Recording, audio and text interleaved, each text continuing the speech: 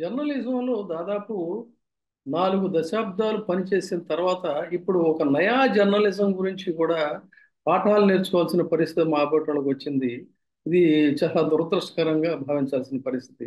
మామూలుగా ఎలక్షన్లు MCC code ఉంది.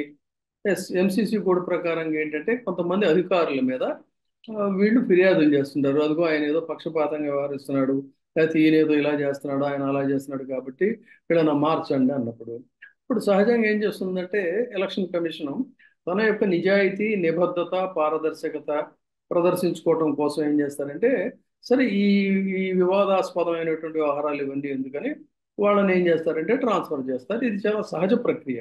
ఇందులో ప్రతి ఎన్నికల వ్యవహారాల్లో కూడా కొంతమంది అధికారులను ట్రాన్స్ఫర్ చేయడం అనేటువంటిది సహజంగా జరిగేటువంటి ఒక ప్రక్రియ. ఇదే పెద్ద ఆ, బోనభోంతరాలు దద్దరిల్లిపోయేటువంటి ఒక సంచలనం ఏమీ కాదు.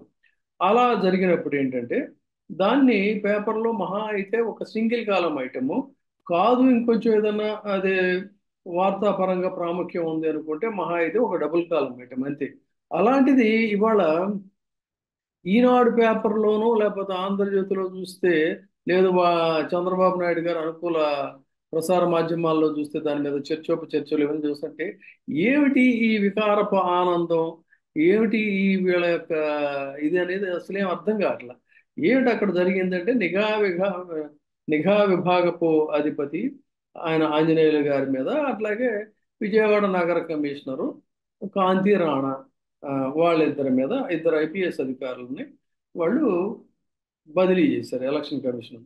అంటే ఇంత పెద్ద ఆంధ్రప్రదేశ్లో ఒక ఇద్దరు పోలీసు ఉన్నతాధికారులని ఎలక్షన్ కమిషన్ ట్రాన్స్ఫర్ చేసింది, బదిలీ చేసింది. వాళ్ళని సస్పెండ్ చేయలేదు, వాళ్ళ ఉద్యోగాలే ఊడబీకలేదు. ఒక పెద్ద సంచలనమైన వార్త చేయడానికి మహా అయితే ఇది ఒక సింగిల్ కాలం వార్త, 2 కాలాల వార్త. దాన్ని పెద్ద గోరంతలు కొండంతలు చేసేసి ఆ, చేసి దాన్ని హడావుడి హంగామా చేయటం అనేది అది ఏమైందో తెలియదు. అట్లాగే దాదాపు ఒక వారం 10 రోజుల క్రితం అనుకుంటాను మొత్తం అసలు వీళ్ళే ఎన్నికల కమిషన్ని శాసిస్తున్నట్టు, వీళ్ళే ఎన్నికల కమిషన్ ఆదేశిస్తున్నట్టు రీతిలో, లేదు వీళ్ళకి ఎలక్షన్ కమిషన్తో డైరెక్ట్గా సంబంధ బాంధవ్యాలు ఉన్నాయా అన్నట్టుగా నేడో రేపో సిఎస్ని అంటే మ్, ఆ, చీఫ్ సెక్రటరీని, సిఎస్ని, అదేవిధంగా డీజీపీని ఇద్దరిని కూడా బదిలీ చేసేస్తున్నారు నేడో రేపు అని చెప్పిన దాని మీద ఒక బ్యానర్ కథనం రాశారు. మరి ఏది అవలేదే.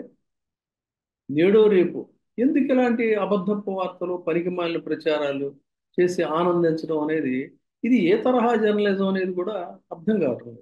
కాబట్టి ఈ రకంగా చెలరేగిపోయి పేటరేగిపోయి అనవసరమైనటువంటి వార్తల్ని పుంఖాను పుంఖాలుగా బాక్సులు కట్టి సబ్ హెడ్డింగ్లు పెట్టి రాయటం. అసలు రాయాల్సిన వార్త ఏంటి అంటే ఈ ప్రజాస్వామ్యాన్ని పరిరక్షించుకోవాలంటే ఎన్నికలు పారదర్శకంగా జరగాలి. దానికోసమే ఎంసీసీ ఎలక్షన్ కమిషన్ కూడా కృషి చేస్తుంది, ఎంసీసీ కూడా దానికే ఉంది.